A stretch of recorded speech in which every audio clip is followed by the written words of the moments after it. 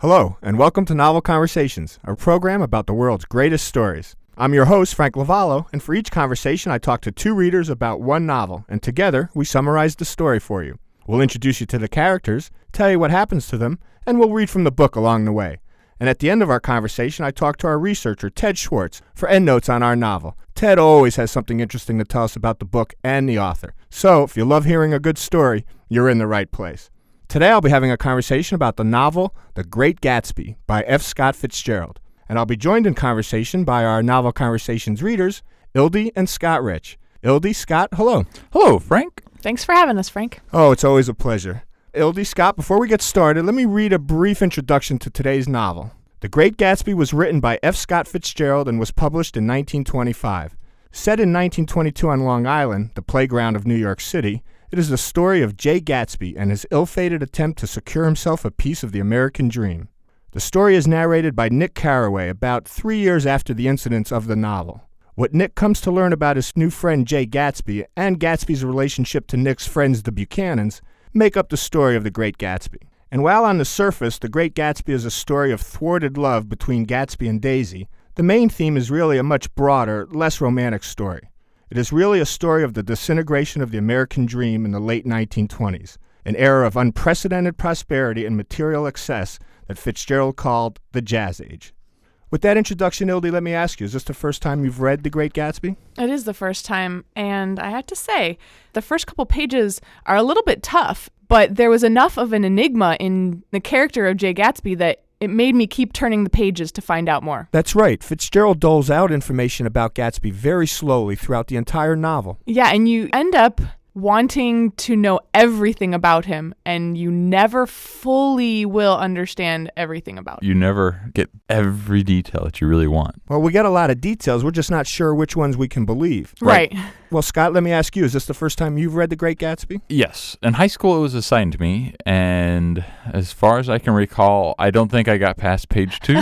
But I have a far greater fascination for language and far more curious of a personality now than I did back then, and I was intrigued from page 1 this time. So this novel satisfied your curiosity about language and human nature? Absolutely. I thoroughly enjoyed this novel this time around. Very good. Glad to hear that. All right, Scott, let's start the way our novel starts. Introduce me to our narrator, Nick Carraway. Nick Carraway is a war veteran from World War I. He has returned home to Minnesota, and he realizes the family business of the general hardware trade is not for him. He wants to go east and get into the bonds business. Well, not only is he a returning soldier, but let's mention he does have a degree from Yale. So he spent time in the east. I'm sure he has friends there. He just has no desire to live out west where it's simpler and slower. And while the novel starts with Nick telling us a little bit about his life, Ildi, he wants to tell us about Jay Gatsby. Right. When the novel begins, he's actually returned west and is now going to tell us the story about Gatsby and his time that he spent in the East.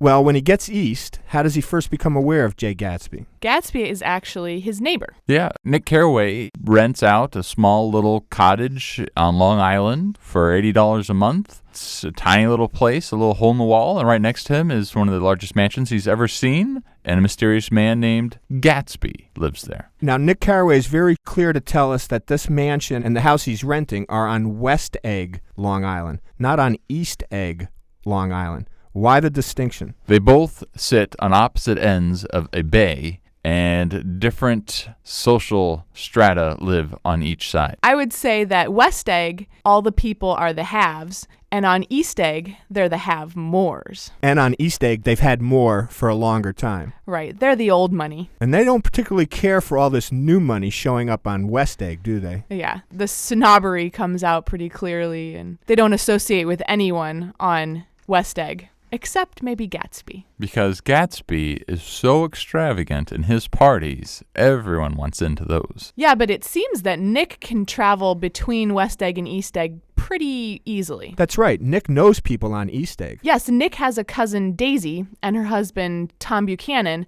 who invite him over for lunch. Invite him to their mansion on East Egg. Right. Now, Scott, Tom Buchanan apparently was an old classmate of Nick's at Yale, but they're not friends by any stretch of the imagination. No, but Tom seems to want Nick to take a liking to him. there's just something about Nick that everyone seems to like and want to be liked by him. Yeah. But doesn't Fitzgerald also describe Tom Buchanan as a man who likes to be liked? Yes, very true. I think Tom has a need to be accepted and liked and desired. Yeah, Tom Buchanan is a famous football player from when he was in college, and he really hasn't done anything else ever since. He still revels in that glory and has found nothing new to pride himself upon. Sort of a faded athlete. At best. And actually, Fitzgerald describes him this way. He had been one of the most powerful ends that ever played football at New Haven. A national figure in a way, one of those men who reached such an acute limited excellence at 21 that everything afterward savors of anticlimax. Yes, and Frank, the following paragraph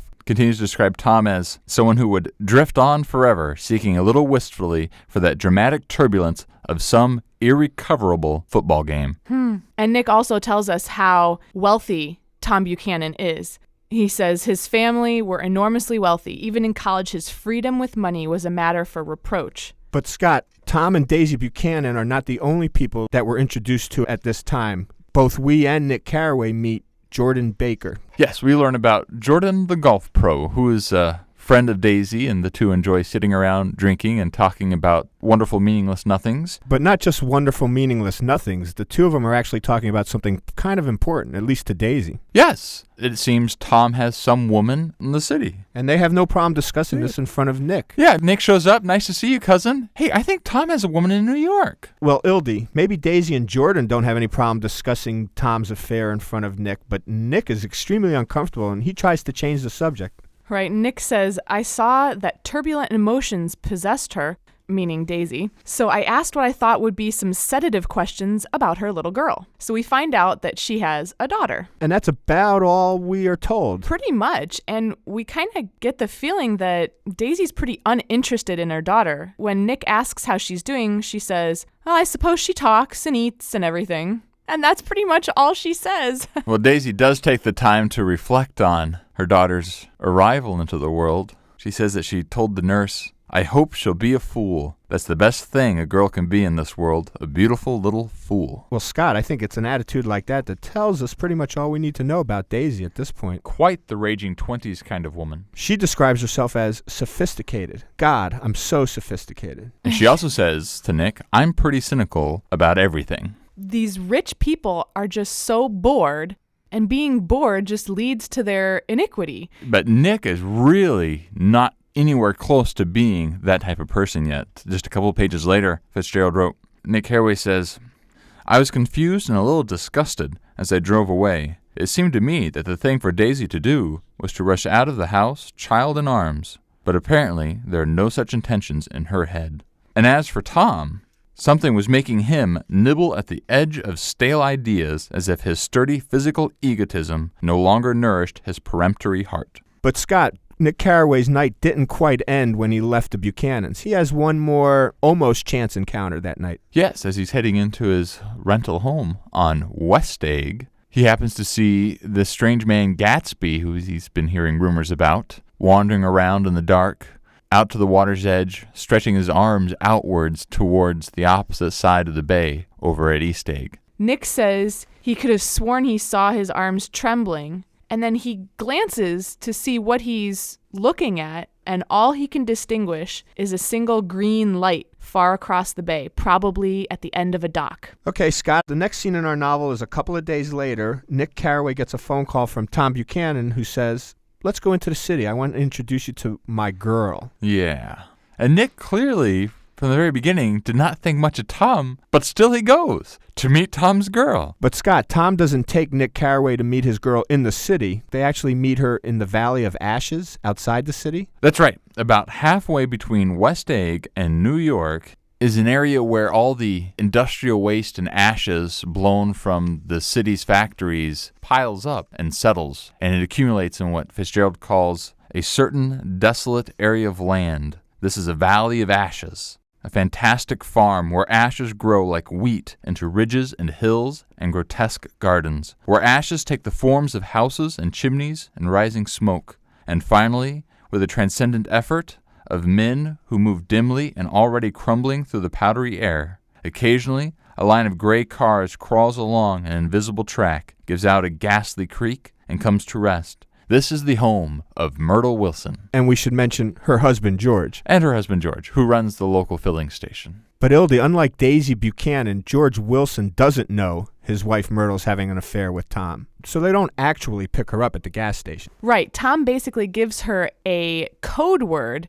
which signals to her that she's supposed to get on a train and meet him uptown. For a not-so-secret rendezvous. Right. That's right. Actually, the only one that doesn't know about this rendezvous is Mr. Wilson. That's right. Daisy knows, Daisy's friend Jordan knows, Nick knows, and Myrtle's sister's going to meet them there in town as well. They actually all get together at an apartment that Tom rents in the city for Myrtle. And their escapades. Ildi, before we go any further, describe Myrtle Wilson. Well, Fitzgerald describes her as being in her middle 30s and faintly stout, but she carried her flesh sensuously, as some women can. Her face contained no facet or gleam of beauty, but there was an immediate, perceptible vitality about her, as if the nerves of her body were continually smoldering. Well, Ildi, I don't know what Nick was thinking when he first accepted Tom's invitation to meet Tom's mistress. Yeah, me neither. But by now, he's got to be getting pretty uncomfortable with this whole situation. Yeah, he's going to drink it away. Nick says that he's only been drunk twice in his life, and this was the second time. He also adds, I was simultaneously enchanted and repelled. In fact, Ildi, he drinks so much that at one point he passes out, only to wake up to an argument between Tom and Myrtle. And it seems that the argument is about Daisy. Imagine that. Right. Myrtle is saying her name, and Tom clearly thinks that that's overstepping some sort of boundary. How dare my mistress speak of my wife? Right. And so Myrtle gets a little bit bold. Fitzgerald says that Tom Buchanan and Mrs. Wilson stood face to face discussing in impassioned voices whether Mrs. Wilson had any right to mention Daisy's name. So Mrs. Wilson shouts, Daisy, Daisy, Daisy. I'll say it whenever I want to. Daisy, Daisy. And just like that, Tom strikes her and breaks her face right open. And basically, Nick says, look at the time. I should be going. This was a very shocking scene to me. I definitely was not expecting him to be violent towards her. And nobody really seemed to mind. They just left, didn't report it, didn't say anything, kind of forgot it happened. That's right. Essentially, Nick gets up, leaves the apartment, and then he tells us he gets on a train, falls asleep. And then the next chapter just starts with music at Gatsby's house. Yes. Now, Ildi, Scott, up to this point, we've really met about 5 or 6 characters. We've been introduced to our narrator, Nick Carraway. He's told us something about his cousin Daisy and her philandering husband, Tom. We've also met the golf pro Jordan Baker, and of course Tom's mistress, Myrtle Wilson, whose nose he just broke. But here we are a third of the way through our novel, and we've yet to meet our title character, Jay Gatsby. But that's all about to change when Nick finally gets an invitation to one of Gatsby's famous parties. Yeah, Fitzgerald sets the tone for these parties by writing, at least once a fortnight, a corps of caterers came down with several hundred feet of canvas and enough colored lights to make a Christmas tree of Gatsby's enormous garden. In the main hall, a bar with a real brass rail was set up and stocked with gins and liqueurs and cordials. By 7 o'clock, the orchestra has arrived, a whole pit full of oboes and trombones and saxophones and viols and cornets and piccolos and low and high drums. Well, Scott, that sounds like a party I'd like to attend. But Ildi, who does attend these parties? Well, Nick says that he believes that he's the only guest that's actually been invited to Gatsby's party. Fitzgerald writes that people were not invited. They went there. They got into automobiles which bore them out to Long Island, and somehow they ended up at Gatsby's door. And once there, they were introduced by someone who knew Gatsby, and after that, they conducted themselves according to the rules of behavior associated with an amusement park. They came and went without having met Gatsby at all. That's right, and Nick tells us that while he recognizes a lot of these people, apparently some of them are famous actors or famous financiers, he doesn't know anyone at this party. But eventually he does see a familiar face. Jordan Baker. Jordan shows up. So he kind of attaches himself to her. That's not a bad move. She is a famous golf pro. Right. Well, Ildi, Scott, that sounds like a great party, but where's Gatsby? For the most part, you don't even know if he's even there. Well, we don't know where Gatsby is, but Jordan Baker and Nick sit down at a table with a man of about Nick's age and a rowdy little girl. And they start to have a little bit of a conversation. Nick says, this is an unusual party for me. He had received an invitation from Gatsby's chauffeur, but he's yet to meet this Gatsby. He has no idea who he is or what he looks like. And this person he's speaking with says, I'm Gatsby. Finally, we meet him.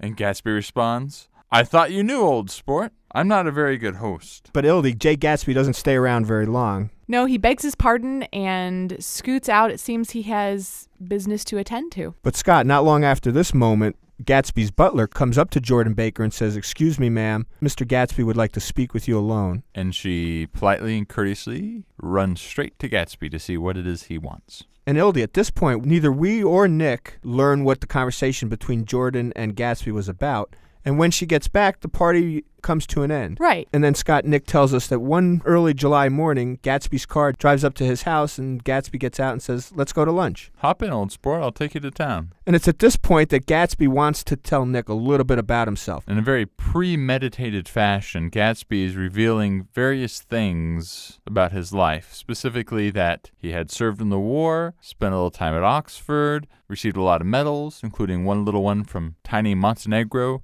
and also that Jordan has agreed to tell Nick Carraway about himself and an important matter. You're left with this feeling of he seems like he's on the up and up, but it just smells of something rank. And this mystery that Jordan Baker is arranged to let him in on makes us seem all the fishier. I think all at once, Nick is annoyed but interested. But Scott, before Nick can talk to Jordan Baker, Gatsby introduces Nick to one of his friends, Meyer Wolfsheim. Nick asks, "Who is this Wolfsheim?" "Oh, he's a gambler. He's the one that rigged the 1919 World Series." And Nick says, "The idea staggered me." And Scott, it seems the more we learn about Meyer Wolfsheim, the more we wonder about just what Jay Gatsby is into. Clearly, Wolfsheim is not on the level, but there's still a question mark about Gatsby. Well, Scott, some things about Gatsby are going to become clearer once Jordan Baker and Nick have their talk. Well, Jordan recounts to Nick how 5 years or so ago, back home in Louisville, Jordan Baker found Daisy, Nick's cousin, in a car with a soldier in uniform who went by the name Jay Gatsby. So, aha! Gatsby and Daisy have a history. But Ildi, Jordan's story continues. Well, it seems that Jordan and Daisy were childhood friends in Louisville, and Daisy's family was not pleased that she was seeing a soldier. When Gatsby gets shipped out, her mother finds her packing her bags to go to New York and say goodbye to this soldier who's going overseas. Well, she's effectually prevented from going. Then she was not on speaking terms with her family for a few weeks. But Scott, as Jordan continues the story to Nick, she tells him that a year later, Daisy up and marries Tom Buchanan. Yes, that's right, Frank. It turned out that Tom Buchanan had a couple things going for him which Jay Gatsby did not. He was in town, and he was from money. A lot of money. In fact, Tom buys Daisy a string of pearls valued at $350,000. But Ildi, this is still not the end of Jordan's story about Daisy Buchanan. No. Jordan finds her the day before the marriage, drunk as a monkey with a letter, presumably from Gatsby, in her hand, and Daisy tells Jordan, "Tell everyone that the wedding is off." Jordan recounts the scene by saying, "Daisy began to cry. She cried and cried. I rushed out and found her mother's maid, and we locked the door and got her into a cold bath. She wouldn't let go of the letter. She took it into the tub with her and squeezed it up into a wet ball and only let me leave it in the soap dish when she saw that it was coming to pieces like snow. She didn't say another word. They gave her spirits of ammonia and put ice on her forehead, and the next day at 5 o'clock, she married Tom Buchanan." As Fitzgerald writes, without so much as a shiver. Cold. Disappointing. Well, it's about to get more disappointing for Daisy. Jordan now tells Nick about when Daisy and Tom come back from their honeymoon. It seems that even on the honeymoon in Santa Barbara, Tom is already a philanderer. The honeymoon's really over. And Daisy is a very unhappy cynic. Well, Scott, I'm glad we finally got a lot of this backstory about Daisy and Jay Gatsby, but we still haven't gotten to what Jay Gatsby wants Jordan to tell Nick. Well, Jordan says to Nick about Gatsby, "I think he half expected her to wander into one of his parties some night, but she never did. Then he began asking people casually if they knew her, and I was the first one he found. It was that night he sent for me at his dance, and you should have heard the elaborate way he worked up to it. And it turns out he asks Jordan to see Nick and have Nick call Daisy to have tea at Nick's rented cottage right next door to Gatsby's mansion. And Gatsby will conveniently stop in and join them. Are you telling me that everything Gatsby has been doing to this point was just so he could arrange a meeting between himself and Daisy? The parties, the mansion, everything. Just trying to get back in touch with Daisy. And Nick cooperates. Well, Ildi, don't keep us in suspense. Tell us about the meeting. Gatsby makes the entire scene so incredibly embarrassing and awkward because up until now, he's been this suave, together, very influential Oxford man. And now he is a wreck. He's pale. He's got bags under his eyes. It's like he hasn't slept for days. Nervous. He's talking to himself. He's twiddling his hands incessantly. Right. Okay, the really important question. How long does Nick hang around and when does he get out? He keeps trying to leave. And somehow Gatsby just keeps pulling him back. Eventually, Nick does find a way to step outside for a time. And when he comes back, Daisy's face is smeared with tears. And there has also been a change in Gatsby. he is cool, calm, and collected once more. In fact, he's kind of radiating this well-being. And now they're all going to walk over to Gatsby's mansion next door and take Daisy for a tour of his elegant grounds. Well, we know Daisy's all about the money and the show. Does she like this house? She's extremely impressed by his house. It is marvelous. And in fact, somehow Gatsby finds more delight in every single thing she compliments. Yeah, she compliments his shirts, and he starts pulling out shirt after shirt after shirt until he has this mountain of shirts piled up. And he says he has someone in England who works just to mail him all the newest and latest styles of shirts. It's one of the most strangely fascinating scenes. Especially because Daisy breaks down crying. They're all just such beautiful shirts, as she says through her tears. So materialistic. But Ildi, the lengths to which Gatsby would go to show off for Daisy go way beyond just these pretty shirts. He actually bought this house for her. Well, or at least to be near her. That's right. Gatsby even tells her, "You always have a green light that burns all night at the end of your dock." And when he says that, you automatically remember that's what he was looking at in the very beginning when Nick sees him the first time. Obsessing at. And the scene has a obsessed stalker type feel to it. But Scott, Daisy was fully prepared to go along with whatever Gatsby had in mind for her. Nick tells the story. They had forgotten me. Daisy glanced up and held out her hand. Gatsby didn't know me now at all. I looked once more at them, and they looked back at me, remotely, possessed by intense life. Then I went out of the room and down the marble steps into the rain, leaving them there together. Bonjour, this is Fabulously Delicious, the French food podcast. I'm Andrew Pryor, and every week I bring you the wonderful and fabulous people involved in French food, whether they're here in France like me or from around the world. Each week, we dive into a specific topic, be it a French dish, an ingredient, or a French cuisine cooking technique. My guests are all about French food, so come join me on Fabulously Delicious, the French food podcast. Bon app! But Scott, this idyllic moment between Gatsby and Daisy really doesn't last for very long. In fact, just a couple days later, Gatsby has a confrontation with Tom Buchanan. Tom Buchanan is out for an afternoon ride on horseback with two friends, and they show up at Gatsby's door and introduce themselves and come in for a drink. And Ildi, Gatsby really can't help himself. He almost immediately confronts Tom by telling him, "You don't really know me, but I know your wife. We're good friends." That makes Tom suspicious immediately. Fitzgerald actually says that Gatsby's moved by an irresistible impulse. He even goes so far as to invite him to his house for his next party. And Scott, in fact, Tom and Daisy Buchanan do show up at Gatsby's next party. And it really doesn't go well. Yeah, Frank, it's at this party that Tom reaches his limit with Gatsby's impertinence and says loudly, "Who is this Gatsby anyhow? Some big bootlegger?" But let's be fair, Daisy wasn't very happy at this party either. In fact, Fitzgerald tells us she was appalled by West Egg, this unprecedented place that Broadway had begotten upon a Long Island fishing village. So Tom may have ruined the night that Gatsby had hoped to have with Daisy, but Daisy wasn't very happy with what she thought Gatsby had become either. No, she wasn't. In fact, merely because of Daisy's reaction to this party, Gatsby will in turn stop having these parties altogether. That's right, Ildi. So to keep the affair discreet, to keep it secret, Gatsby fired all of his servants replace them with employees from Meyer Wolfsheim. So that they will be a little bit more discreet. But Scott, even in the middle of this affair, Daisy hasn't completely broken away from her husband Tom. In fact, she plans a party with Tom and Jay Gatsby. Yes, the awkwardness is yet to come.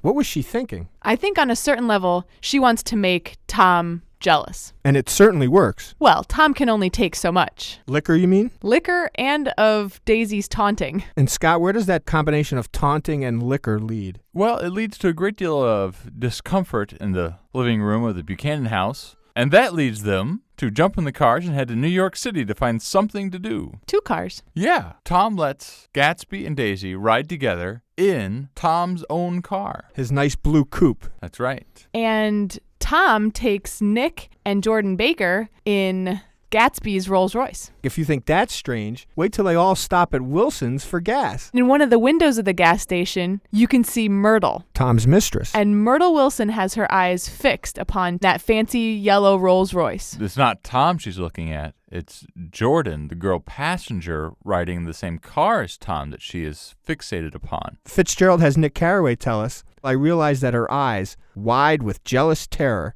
were fixed not on Tom, but on Jordan Baker, whom she took to be his wife.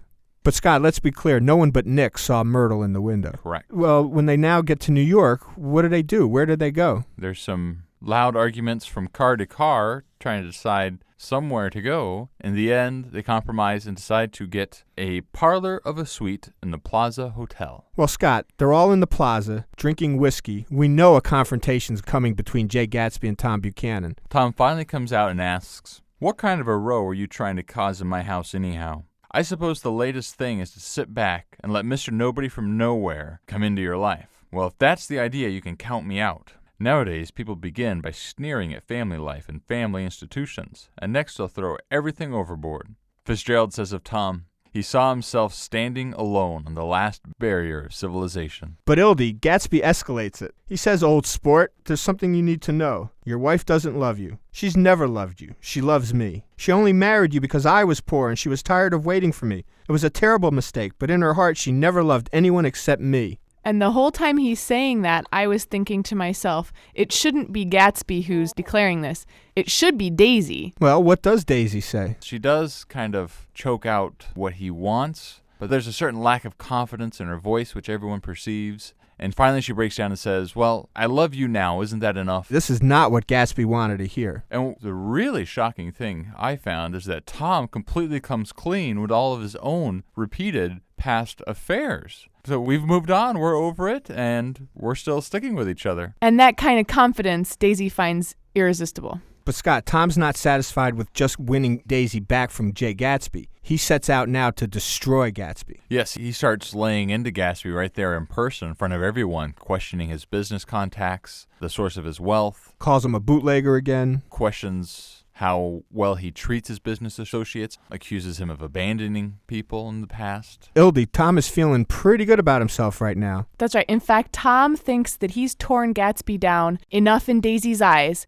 that he allows Gatsby to take her home in Gatsby's own car. And Scott, as Tom, Nick, and Jordan are getting back into Tom's car, Fitzgerald gives us a warning. He has Nick say, "So we drove on toward death through the cooling twilight." Who dies? Myrtle Wilson. Well, as you recall, Myrtle Wilson was staring jealously at Tom Buchanan riding with a female passenger in a yellow Rolls Royce. Well, I do remember that. And it turns out she sees the yellow Rolls Royce coming down the road, and she runs out to get Tom's attention, who she thinks is driving that Rolls Royce yet again, but he's not. Jay Gatsby and Daisy are in the Rolls Royce, and they do not see her in time to swerve. Right, the newspapers called it a death car because it didn't stop. It was a hit and run. As Fitzgerald tells us, Myrtle Wilson lay in the road, her life violently extinguished. Her mouth was wide open and ripped at the corners as though she had choked a little in giving up the tremendous vitality she had stored so long. Tom, Nick, and Jordan, on their way home, find Myrtle dead and a crowd gather around, and they hear that it was in fact a yellow car which had struck her. Myrtle's husband, Mr. Wilson, had also seen the yellow car and knew that Tom was driving it earlier in the day. And so Wilson is pretty sure where he can find someone who knows about this yellow car, namely Tom Buchanan. But Ildi, we really don't find out the whole story of this incident until Nick finds Gatsby hiding in the bushes at Daisy's house. Right, and as soon as Gatsby sees Nick, he asks him, "Did you see any trouble on the road?" And Nick says yes, and then he hesitated and says, "Was she killed?" And Nick says yes. And Gatsby says, "I thought so. I told Daisy I thought so. It's better that the shock should come all at once. She stood it pretty well." And this kind of confuses Nick because he and everyone else was under the assumption that Gatsby was driving. And then it dawns on him that it was Daisy who was driving. And Gatsby confirms that. Right. But he also tells Nick, "Of course, I'll say it was I who was driving."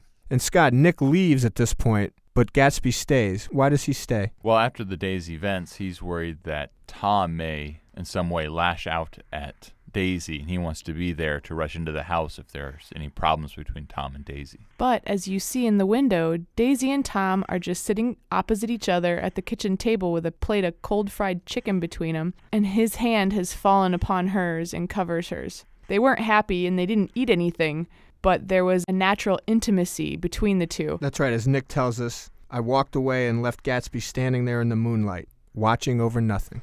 Well, Ildi, as the next day breaks, it seems that Tom and Daisy, as well as Gatsby, all think that maybe they can put this incident behind them. But of course, one person can't forget, and that's George Wilson. That's right. Mr. Wilson is still looking for the owner of that yellow car, and he thinks Tom Buchanan might know who that is. Tell us what happens next. Gatsby is found shot to death in his pool, and Wilson is found dead in the bushes by an apparent suicide. And it seems clear that Tom Buchanan told Mr. Wilson that it was Jay Gatsby that was driving the yellow car. And Scott, Ildi, it's now, with the death of Jay Gatsby, that Nick Carraway finally fills in the pieces of the puzzle that was Jay Gatsby. The final details are filled in by Gatsby's father, who actually does come to Gatsby's funeral. That's right. And by the way, besides Nick, he's the only one that comes to Gatsby's funeral. But this is not Mr. Gatsby. No, it's Mr. Gatz. Henry C. Gatz. And what does Henry C. Gatz tell us about his son, Jay Gatsby? It turns out Jay Gatsby's real name was James Gatz. And from a young age, he set himself on a strict routine to go far in life. He made his way from fishing and rowboats to first mate on a wealthy man's yacht, into the Army. He did have a distinguished service career. Where he did, in fact, receive many medals for his tremendous service in the war. And he did spend some time at Oxford. Not going to school. So he went to Oxford. Well, Scott, clearly James Gatz, or Jay Gatsby, had ambition then before he met Daisy. She put that ambition on the fast track. He realized he needed money to have Daisy. But Ildi, do we ever find out where Gatsby's money came from? No, but my best guess is counterfeit bonds, because we know one of his associates was picked up handing bonds over the counter. And this is something we think he was doing with Meyer Wolfsheim. Probably. Right. And during all this time leading up to the funeral and at the funeral and after, where's Tom and Daisy? They leave the country. Nick makes the comment about Tom and Daisy towards the end. They were careless people, Tom and Daisy. They smashed up things and creatures and then retreated back into their money or their vast carelessness or whatever it was that kept them together and let other people clean up the mess they had made. And actually, Ildi, before Nick finishes telling us the story of Jay Gatsby, we learn one more amazing thing. A few months later, Nick runs into Tom, and Nick asks him, "Tom, what did you say to Wilson that afternoon?" And Tom says, "I told him the truth."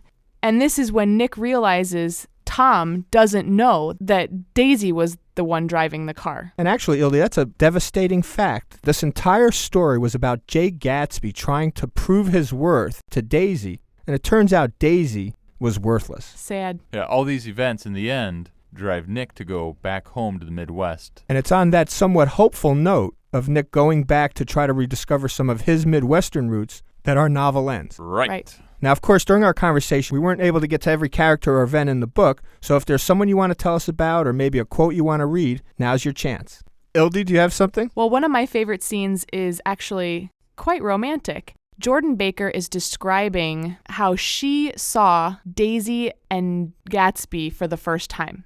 And knowing what we know now, it's a particularly sad romantic scene. Fitzgerald writes, "The officer looked at Daisy while she was speaking in a way that every young girl wants to be looked at sometime, and because it seemed so romantic to me," as in Jordan Baker, I've remembered the incident ever since. Ildi, you're right. By the end of the book, you forget that there ever was anything real between Jay Gatsby and Daisy. Right. Scott, do you have anything? I do. When Nick Carraway finally makes it back home to Minnesota, he reflects on everything that he's encountered and lived through in the East. I see now that this has been a story of the West. After all, Tom and Gatsby, Daisy and Jordan and I were all Westerners, and perhaps we possessed some deficiency in common which made us subtly unadaptable to Eastern life. That knowledge came very dear to Nick Carraway. Sadly, yes. I have a quote or two that I want to read from Meyer Wolfsheim, who was Jay Gatsby's business partner. Nick Carraway has gone to him to tell him that Jay Gatsby's dead and that Meyer should come to the funeral, and Meyer says, "I'd like to come, but I can't do it. Can't get mixed up in it. Let us learn to show our friendship for a man when he is alive, and not after he is dead. After that, my own rule is to let everything alone." And I think that's good philosophy. Tell the person you love them while they're alive. There's no point in crying over their grave later. It's a good philosophy, except I think he's using that as an excuse because of his own selfish motives for not wanting to go. But on the note of admiring people while they're still living, Nick was overjoyed for the rest of his life that his last words to Jay Gatsby were, "They're a rotten lot. You're better than all of them." And Nick's right, but there's no real angel in this story. Ildi, I agree.